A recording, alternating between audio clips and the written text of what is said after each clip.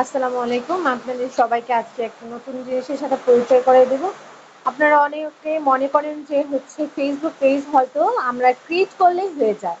Create করলে হয়তো viral হয়ে যায় বা এই ধরনের অনেক ভিউ থাকে। কিন্তু এটা সঠিক নয়। মানে আপনাদের সঠিক আমি বারবার বলতেছি যে কোনো কিছু করতে হলে বা Facebook এর পেজ গ্রোথ করতে হলে, রিচ বাড়তে হলে আপনার পেজটাকে প্রথমে প্রফেশনাল করতে হবে। মানে পেজ প্রফেশনাল করতে হলে এটার বিভিন্ন ধাপ আছে। যেরকম আমি আপনাদের লগ ইন করে দেখাচ্ছি। হ্যাঁ, আমি এখানে পেজের মধ্যেই আছি যে আমি দেখাই। এই যে আমি যে পেজটা ক্রিয়েট করছি এটা 10 দিনও হয়নি। তো এর মাধ্যমেই দেখেন আমার লাইক ফলোয়ার মানে অনেক হয়ে গেছে।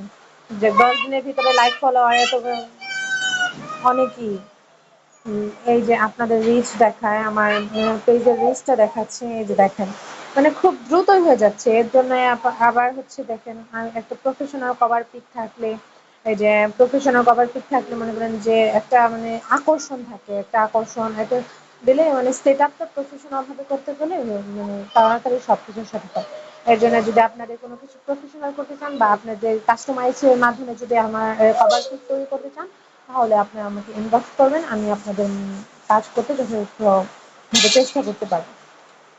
ওকে, ঠিক আছে। আসসালামু আলাইকুম।